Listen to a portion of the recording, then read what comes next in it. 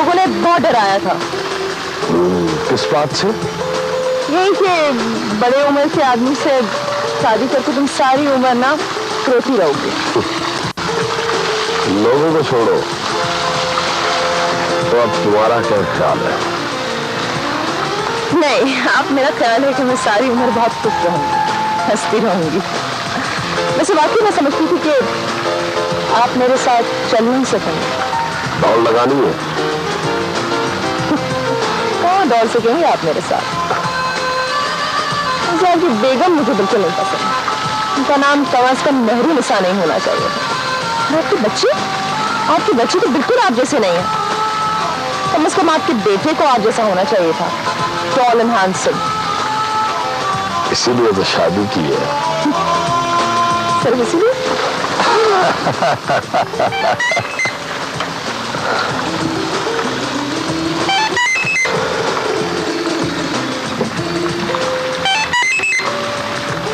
Hello. हाँ सुबीन, क्या है? कहाँ है वो? अच्छा, मैं पता करता हूँ। तुम फिक्र नहीं करो, मैं तुम्हें फोन करता हूँ। वैसे घबराने वाली कोई बात नहीं। ये घर से भागने का शौक उसका पुराना है, शायद उसने अपना शौक पूरा कर लिया। ओके, मैं तुम्हें फोन करता हूँ। बाय।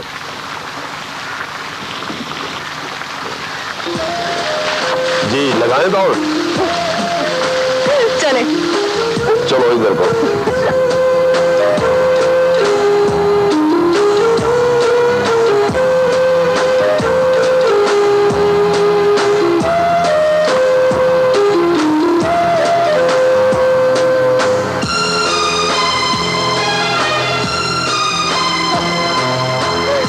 क्या हुआ, बस हो गई और दौड़ नहीं लगानी?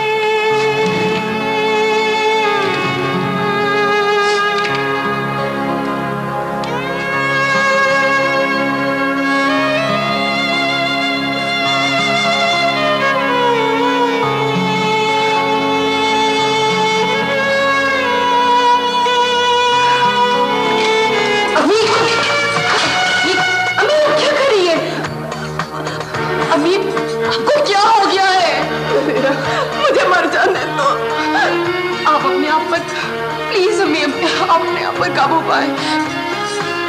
हमारा बाप है तो वो शादी करके चला गया है, हमारी माँ है तो वो खुदकुशी करना चाहती है। ये है हमारे खानदान का अरसा। अगर आपने ऐसी हरकत दोबारा करने की कोशिश की ना तो मैं अपनी जिंदगी खत्म कर लूंगी। याद रखिएगा आप।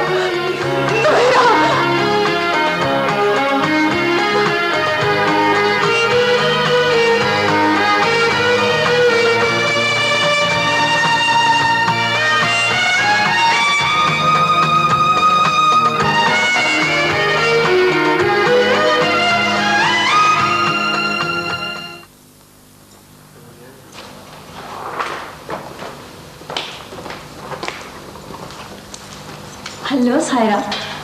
अरे तुम, क्या हाल चाल है? ठीक हूँ।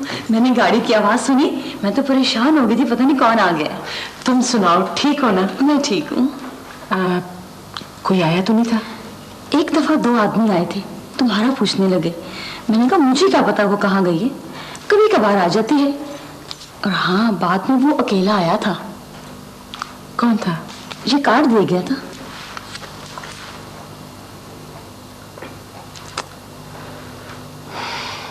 कुछ कहता था? कहता था कि उसे कहिए मुझे फोन कर ले। इसके अलावा भी कोई और आया था? नहीं, कोई नहीं। देखो, तुम्हें तकलीफ तो होगी, लेकिन अगर कोई आए या कोई फोन करे तो मैं तुम्हें अपना नंबर दे जाऊंगी, तुम मुझे फोन कर देना। लेकिन तुम कब तक वापस आ जाओगी? बस ज्यादा देर नहीं लगेगी। तुम्हारे खाने के लिए कुछ लाऊं? नहीं, इस वक्त मैं बहुत जल्दी में हूँ, फिर से। ओके सायरा, तुम यकीन करो मैं हमेशा तुम्हारे बारे में सोचती रहती हूँ। मुझे तुम्हारी मोहब्बत का अंदाजा है। बहुत बहुत शुक्रिया। ओके, अल्लाह हाफिज। Okay okay okay, Take care. खुदा हाफिज।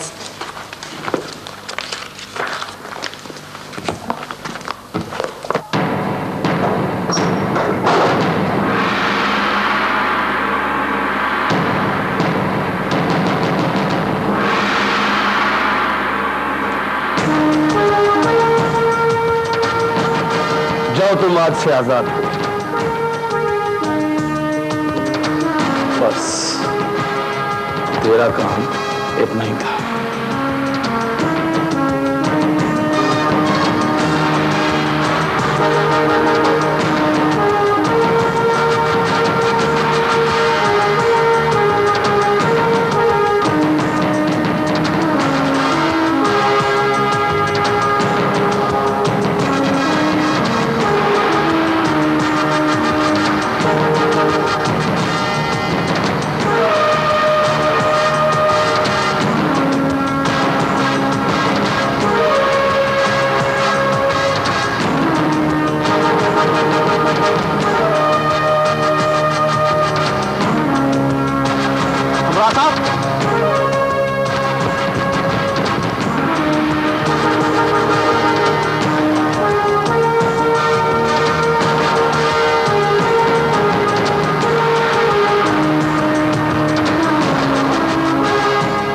तो इसका जिम्मेदार नहीं हूं।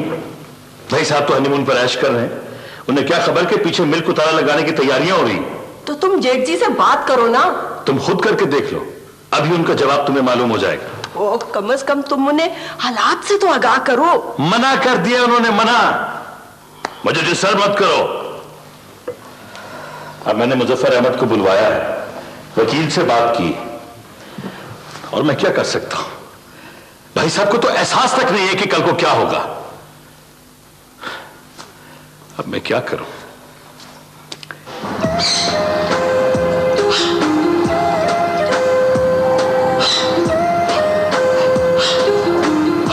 अभी आपकी डेट ऑफ बर्थ क्या है? 14 नवंबर 1950। 52 साल। ये तो मैंने कभी सोचा भी नहीं था। क्या सोचना था? कि आप मुझसे पूरे 30 साल बड़े हैं। तुम मत। यही कि तुम मुझे इस दुनिया में अकेले छोड़कर चले जाओगे। इस जिंदगी और मौत का किसको नहीं। तुम जानते हो अगले लम्हे में क्या होने वाला है। नहीं, फिर मेरा गुजारा कैसे होगा? मेरे नाम तो कुछ भी नहीं है, ना कोई एहसासा, ना मकान की रजिस्ट्री हुई है। मेरा क्या होगा अगर आपको कभी कुछ हो गया तो? प्लीज प्लीज निशा,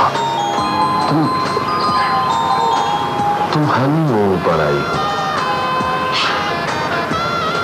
इस मीठी शाम को अपने आंसू में डूबने से निशाद, यहाँ सब कुछ तुम्हारा ही तो है। सच?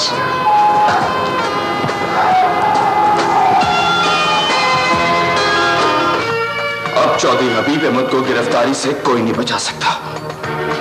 उसे अपने जागीरदार होने में बहुत फख्र है ना। जो आदमी बेगुनाह और कमजोर लोगों को कैद में डालता है, उसे अपने इस घिनौने जुर्म की सजा जरूर मिलनी चाहिए। मुझे तो बहुत अफसोस हो रहा है। हमारे खानदान की क्या इज्जत रह जाएगी? मुझे तो बहुत शर्म आ रही है कि लोग क्या कहेंगे। हमराज तरह तरह की बातें करेंगे कि बेटी ने माँ की बदसलूकी का बदला ले लिया है। बाप ने दूसरी शादी क्या की कि बेटा बाप को मुजरिम बनाने पर तुला हुआ है। सबसे ज्यादा बातें तो तुम्हारे घर में होंगी, क्योंकि तुम्हारी मां ने मेरे बाप की दूसरी शादी में बढ़ चढ़कर हिस्सा लिया है। लेकिन मुझे इस किस्म की बेहुदा बातों से कोई फर्क नहीं पड़ता। जुनैद, मैंने तुम्हें बताया था कि हम कब से उन बेगुनाह कैदियों को रिहा कराने की कोशिश कर रहे हैं और ये लड़की बाप को कहां से कहां लेके जा रही है। हमारा तुम्हारे बाप के हनीमून का ड्रॉप सीन वैसे बड़ा ट्रेजिक होगा। वो खुशी खुशी अपनी जवान बीवी के हमरा वापस आएगा और पुलिस हथकड़ियां लिए उसके इस्तकबाल के लिए खड़ी होगी। एक्सक्यूज मी, आप एक ही तरह से सोच रहे हैं। चौधरी हबीब अहमद की गिरफ्तारी इतनी आसानी से अमल में नहीं आएगी। ये लो, ये अब एक नई बहस का आगाज करने वाली है। मोहतरमा एडवोकेट साहिबा, आप कल सुबह तक इंतजार फरमाएं। कल सुबह बैलफ पुलिस को लेकर जेल पर छापा मारेगा और तमाम बेगुनाह कैदी रिहा हो जाएंगे।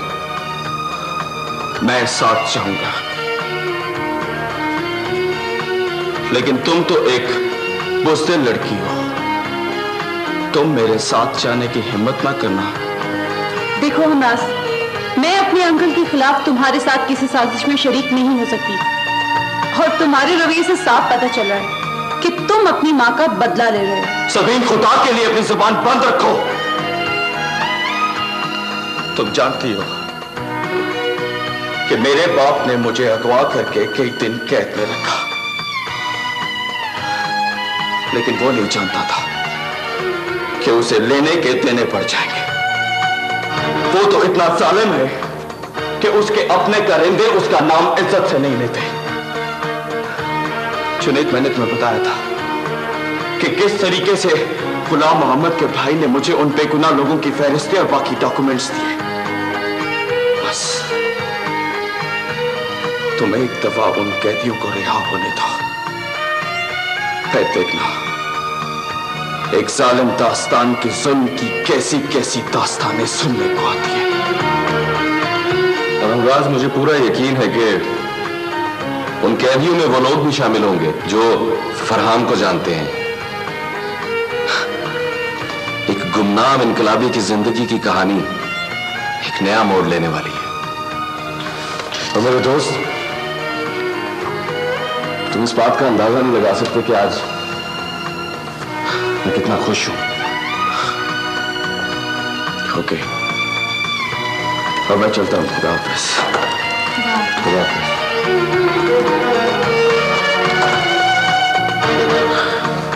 जुनैद, कितने जुल्म की बात है।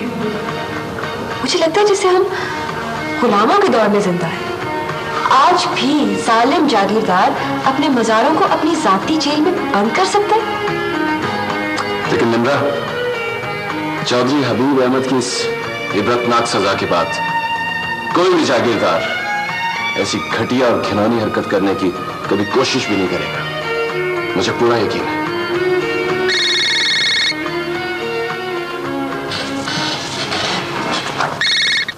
हेलो। हेलो, अस्सलाम वालेकुम। देखिए, मैं जुनैद साहब से बात करना चाहती हूँ। अच्छा, तो आप जुनैद साहब ही बोल रहे हैं। दरअसल मुझे आपका कार्ड मिला था। आप इस बात का अंदाजा नहीं लगा सकती कि मैं कितनी बेचैनी से आपके फोन का इंतजार कर रहा था। मैंने 2-3 बार आपके मोबाइल पर फोन किया, लेकिन आपका मोबाइल रिस्पॉन्ड नहीं कर रहा था और ऑफिस के नंबर पर आप अवेलेबल नहीं थे। आई एम एक्सट्रीमली सॉरी, मैं माजरत चाहता हूँ।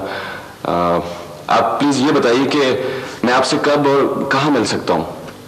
ओके, आप कब मिलना चाहेंगे? अभी इसी वक्त।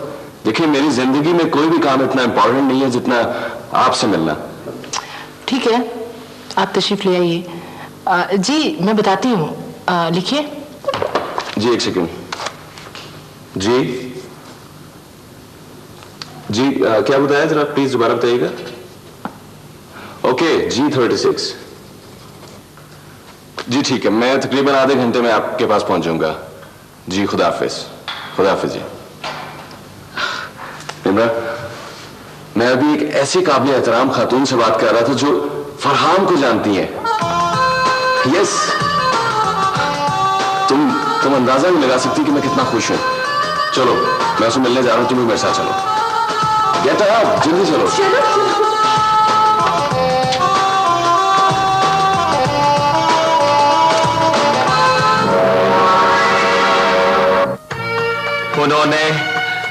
उन्होंने मेरे साथ जो किया उसको तो तुम छोड़ो, लेकिन एक ऐसा शख्स जो बेगुनाह लोगों पे जुल्म की इंतहा कर दे, उससे तुम क्या तवक्को कर सकती हो नवेरा? हम तो किसी को मोदी खाने के काबिल भी नहीं रहे। क्यों? हमने क्या किया? हाँ, हमारा क्या कसूर? अम्मी की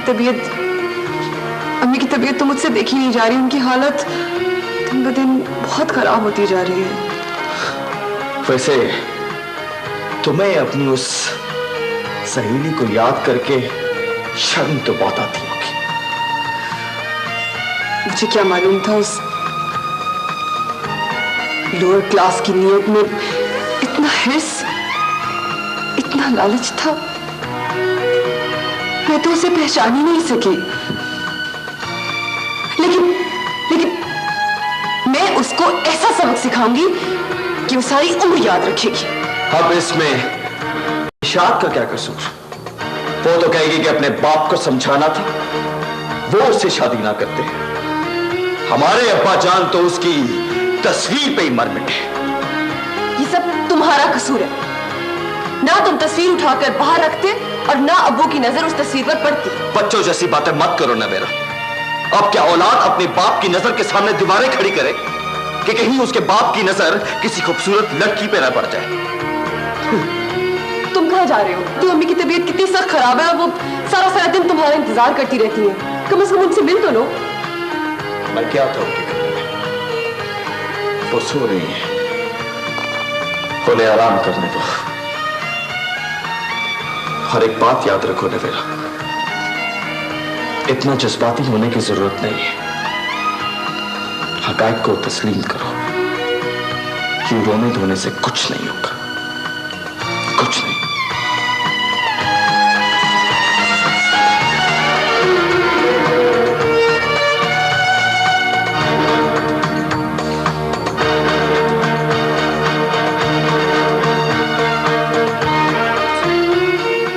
जी आप बहुत खूबसूरत घर है आपका। ये मेरा घर नहीं है। आपका घर नहीं है? आप परेशान क्यों हो गए? ये घर मेरा ना होने से क्या खूबसूरत नहीं रहा? बहुत अच्छी बात की आपने। एक्चुअली मैं जो बात करना चाह रहा था वो कह नहीं पाया, इसलिए घर की तारीफ कर दी। देखने में तो आप बड़े पूरे एतमाद नजर आते हैं।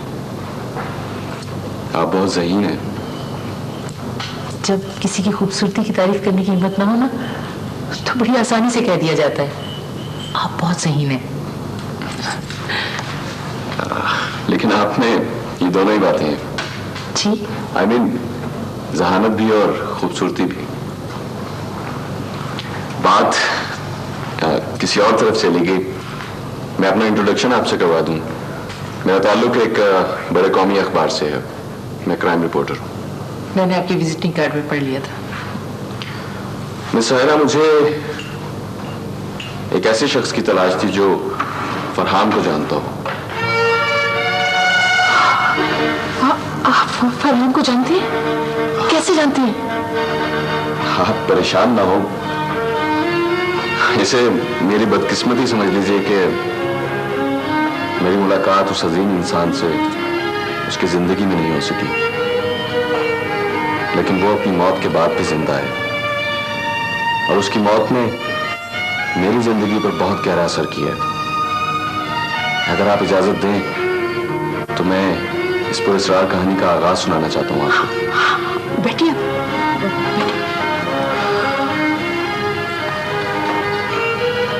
रात के वक्त मैं ऐसे अपने घर के लिए जा रहा था तो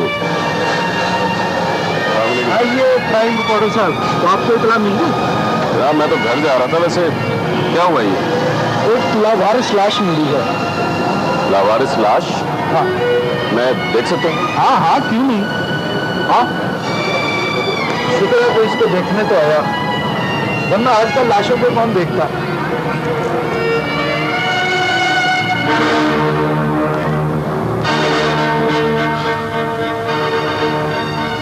वो एक लम्हा मेरी जिंदगी के लिए नाकाबिले फरामोश लम्हा था। उस लम्हे ने मुझे अपनी गिरफ्त में ले लिया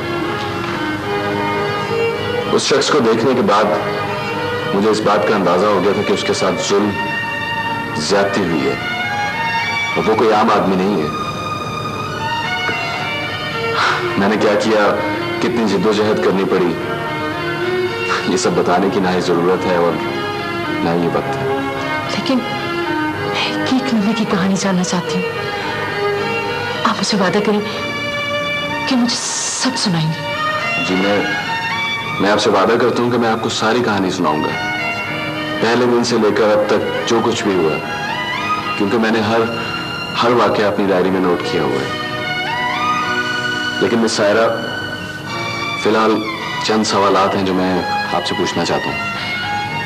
असल में आपसे मुलाकात इतनी जल्दी और अचानक हुई है कि मैं ज़हनी तौर पर इन सवालों के जवाब देने के लिए तैयार नहीं। और एक दो सवाल तो ऐसे हैं जिनके जवाब मैं नहीं दे सकूंगी इस वक्त। आप मुझे बता दीजिए वो कौन से सवालात हैं जिसके जवाब आप अभी दे नहीं सकती। आप मुझसे ये मत पूछिएगा कि मैं फरहान की क्या लगती हूँ। वैसे मेरा पहला सवाल यही था। मैं जानती थी। ठीक है मिस सायरा, आप ये बता दीजिए कि आप फरहान को कब से जानती हैं?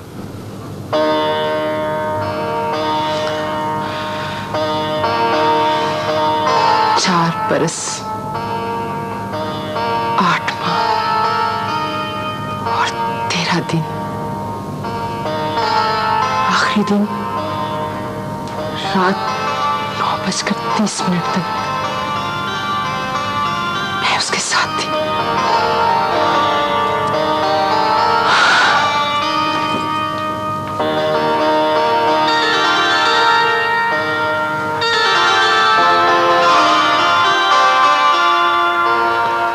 पंजाब के इन लहलहाते खेतों और सरसब्जो शादा जमीन को देखकर मेरा जहन तारीख में खो जाता है।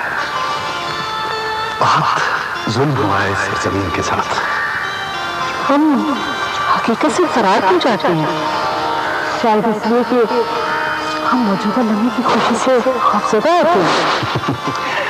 दरअसल तुम अपने अंदर के मासूम से बाहर आना ही नहीं चाहती, हालांकि हकीकत जो है वो मैं अपनी आंखों से देख रहा हूँ। नहीं, तुम्हारे लिए हकीकत तारीख के जुल्मों से कम नहीं है, माजी में है। तुम गुजरे हुए वक्त को याद करके रोना चाहते हो। नहीं, ऐसी बात नहीं है। मैं तुम्हें बताना चाहता हूँ कि मेरा जी चाहता है कि मैं किसी पहाड़ पे खड़ा होकर जोर जोर से चिल्लाऊं, लोगों को ऊंची आवाज में बताऊं कि हमारे साथ जुल्म हुआ है, जुल्म हुआ है। अंग्रेज ने इस जमीन के टुकड़े करके इस तरह फेंक दिया जिस तरह कोई रोटी के टुकड़े करके कुत्तों के आगे फेंक दे। 18वीं सदी में बंगाल का शहर मुर्शिदाबाद लंदन से छोटा नहीं था। हिंदुस्तान का सनती इनकलाब सोने की चिड़िया खाए बगैर नहीं आ सकता था। अंग्रेजों ने हमारी शनाख्त छीनी, हमारी सरजमीन से हमारा रिश्ता तोड़ दिया, हमारे दिलों से मोहब्बत निकालकर उसमें नफरत भर दी। नफरत। दिल में अगर मोहब्बत हो ना तो उसे कोई नहीं निकाल सकता। मेरा जी चाहता है कि मैं तुम्हारे साथ इसी तरह दूर तक चलती रहूं, जहां आसमान और जमीन आपस में मिलते हैं। तुम भी बिल्कुल अंग्रेजों की तरह सोचती हो। वो भी यही कहा करते थे कि जहां जमीन और आसमान मिल रहा है वहां तक तुम्हारी जमीन का हद मुकर्रर कर दिया गया है। ये तुम हर बात के बीच में अंग्रेजों को क्यों ले आते हो? मैंने तो उनके बारे में पढ़ा है कि वो आपस में बहुत मोहब्बत करते हैं। नहीं, जो कौम किसी को गुलाम और महकूम बनाए वो मोहब्बत नहीं कर सकती, कभी नहीं। तुम आजाद हो, खुद मुख्तार हो, तो तुम्हारे दिल में मोहब्बत क्यों नहीं? ना मैं आजाद हूं और ना तुम। हम सब इस जागीरदारी निजाम के गुलाम हैं। हमारी मोहब्बत, हमारे अंदेशे, हमारी नफरत, हमारी सोच, हमारी इंसानियत, हमारी इज्जत, आबरू, हत्ता के हर चीज इस आलमगीर जागीरदाराना निजाम के खूनी पंजों की गिरफ्त में है। इसलिए हम मोहब्बत नहीं कर सकते। मोहब्बत मुमकिन नहीं है, मुमकिन नहीं है।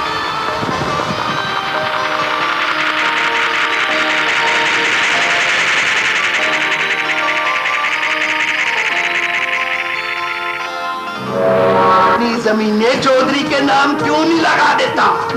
सारी जमीनें ले लो, सारी ले लो। मेरी बेटी को कहाँ ले गए हो?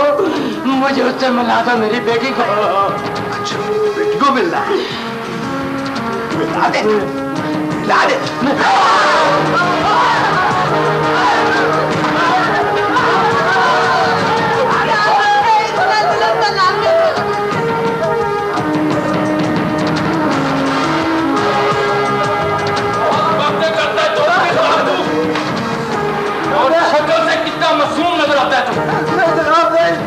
आपको किसी ने भड़काया है, तो आप कहेंगे तो हम ये गांव छोड़कर चले जाएंगे। यहाँ से जाएगा तो अपना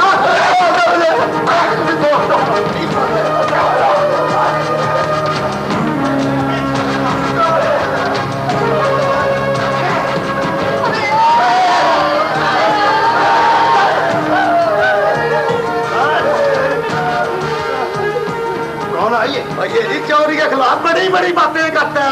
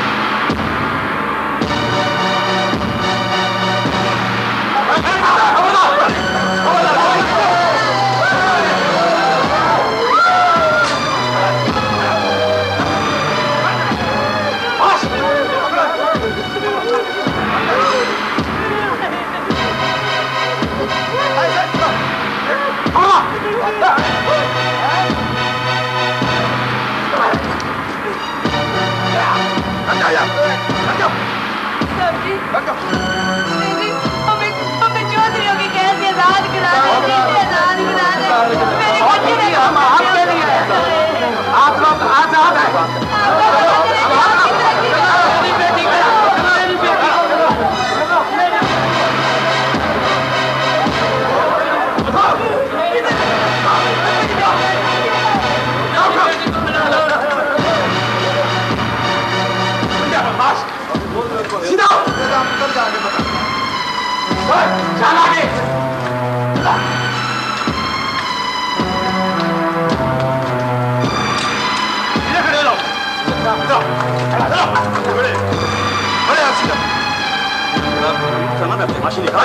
बड़ा जरूर था।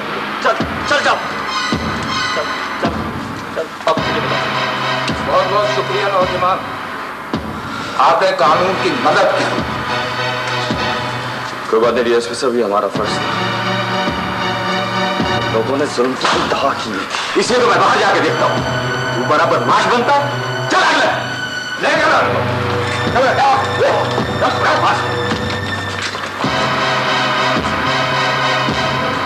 हबीब, ये तो सारी जमीनें हैं ना, और ये सारे बागात, मेरा दिल चाहता है कि ये मेरे हों, मेरी मलकियत।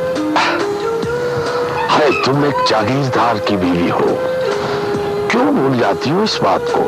लेकिन इस जागीरदार ने अभी तक 1 इंच जमीन का मेरे नाम नहीं किया। तुम्हें पता है चौधरी हबीब अहमद हजारों एकड़ जमीन का मालिक है, और इन जमीनों पर काम करने वाले हजारों मुजारे और जिम्मेदार इसका नाम सुनकर कांपते हैं। आप मुझे डराना चाहते हैं, पर मैं नहीं डरूंगी। आप मुझे गांव कब लेकर जाएंगे? मैं सारी जमीनें खुद देखना चाहती हूँ। हाँ, जहां तक तुम्हारी नजर जाएगी वहां तक जमीन की मालिक बन जाओगी। पर कब? आप बस बातें करते हैं, मुझे बहलाते रहते हैं। हद हो गई। तुमने चौधरी हबीब अहमद की सिर्फ बातें सुनी है, अभी इसके कारनामों से वाकिफ नहीं हो। याद रखो, जो लोग मेरे खिलाफ अपने जहन में बात सोचते भी हैं, मैं उनको कैद कर लेता हूं अपने कैद खानों में। मेरी तरफ देखिए, मेरी आंखों में। क्या कैद करना चाहती हो? मैं आपको क्या कैद करूंगी? शायद है आप तो मेरी तस्वीर देखकर खुद कैदी बन गए थे, और इन आंखों से तो मैं रिहाई भी नहीं चाहता। चले आज मुझे किसी ऐसी जगह लेकर चलें जहां बहुत सारे लोग हों। मैं एक ऐलान करना चाहती हूँ। कैसा ऐलान? यही कि चौधरी हबीब अहमद निशाद की मोहब्बत के कैदी बन गए, हमेशा के लिए।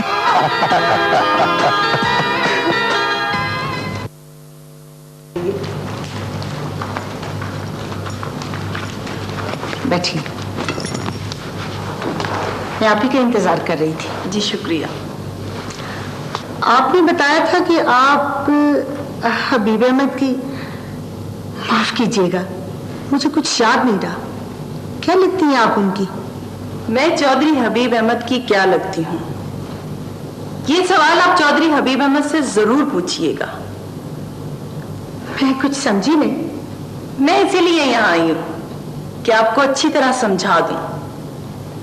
जिस तरह चौधरी हबीब अहमद आजकल आपकी बेटी पर जान कुर्बान करने पर तुला हुआ है, इसी तरह चौधरी हबीब अहमद कभी मेरे कदमों में बैठा होता था। क्या मतलब है आपका? अरे आप घबरा क्यों गई हैं? बैठकर बात सुनिए, आप ही का फायदा है। बाय द वे, आपकी बेटी की उम्र कितनी है? चले छोड़ें, चौधरी हबीब अहमद की उम्र का तो आपको अंदाजा होगा ही। आप शायद मेरे मजाक से वाकिफ नहीं, मैं गैर संजीदगी पसंद नहीं करती। मैं बहुत संजीदा हूँ। क्या मैं पूछ सकती हूँ कि आप लोगों का कारोबार क्या है? क्या मतलब है आपका? पहली बेटी से इश्क करवाया, फिर निकाह भी पढ़वा दिया, और आप हनीमून पर भी भेज दिया। बहुत कामयाब हैं आप। आपको ये जुर्रत कैसी हुई कि आप मेरे ही घर में आकर मेरी इंसल्ट करें? चली जाइए यहाँ से आप। बेटी को ये सारे गुर क्या माँ ने सिखाए हैं कि दूसरों का बसा बसाया घर बर्बाद करके अपना घर आबाद कर लेना? आप निकल जाइए यहाँ से, इससे पहले कि मेरे मुलाजिम आपको धक्के देके बाहर निकाले। आप शाफत से चले जाए।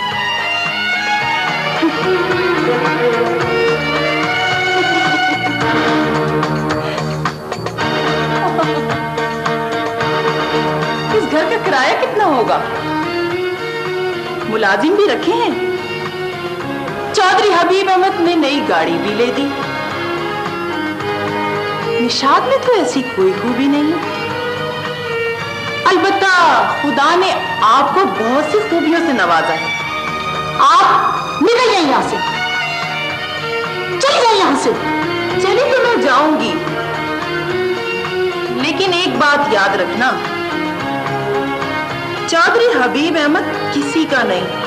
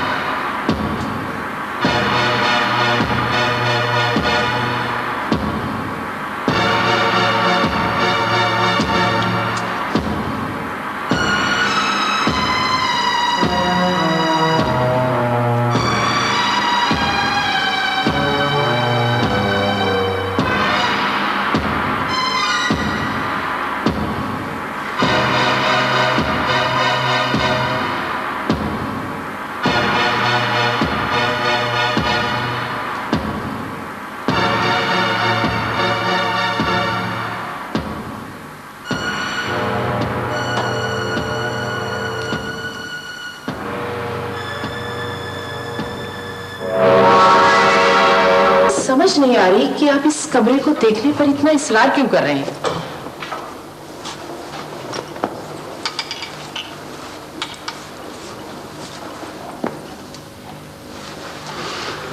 वाकई ये फरहान का कमरा है।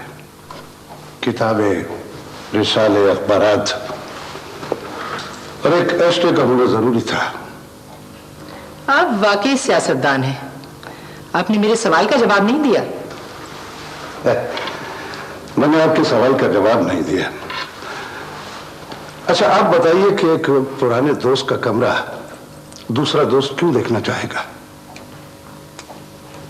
जब से आपसे मुलाकात हुई ना, फरहान हर वक्त मेरी आंखों के सामने रहता है। आप तो आजकल यहाँ नहीं रह रही। अगर आपको एतराज ना हो तो मैं एक रात यहाँ रह सकता हूं। मैं ये किताबें देखूंगा।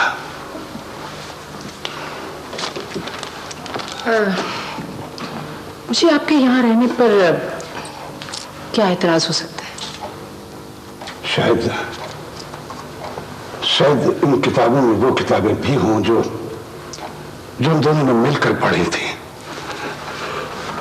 यूनानी फलसफियों से लेकर मॉडर्न फिलोसफर्स तक सबके सब पढ़ डाले हमने, घोट कर भी गए।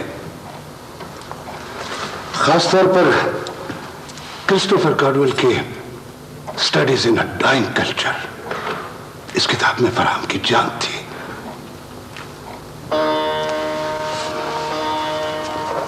क्रिस्टोफर कार्डवेल से इश्क था उसे। मैंने बड़ा जिक्र सुना है जिंदगी में उनके मुंह से। मैंने फलसफियों और किताबों के नाम ही सुने हैं। वो खुश भी होते थे तो उस वक्त जब वो किसी अवामी या इनकलाबी तहरीक की हिस्ट्री सुना रहे होते थे। और अल्लामा इकबाल की बाले जिब्रील तो उन्हें जुबानी याद थी। मेरा ख्याल है अब हमें चलना चाहिए। मैं आपको ड्रॉप कर दूं। आप इस घर की चाबी मुझे दे दें अगर आपको एतबार हो तो। सियासतदानों पर अब कौन एतबार करता है? सियासतदान बड़े चालाक बनते हैं। वो समझते हैं कि वो आसानी से लोगों को धोखा दे सकते हैं, हालांकि अपने अमल से जो जाल वो बुन रहे होते हैं बिलाखिर खुद उसमें फंस जाते हैं। आपका इशारा किस तरफ है? आप समझ गए? मैं तो शायद समझ गया हूं, लेकिन आप नहीं समझ सके। बहरहाल चलिए, मैं आपको ड्रॉप कर दूं, फिर मैं वापस आ जाऊंगा। No thank you very much. इस तकलीफ की जरूरत नहीं, मैं खुद चली जाऊंगी। ये चाबी आप रख लीजिए। आप यहाँ रुक सकते हैं।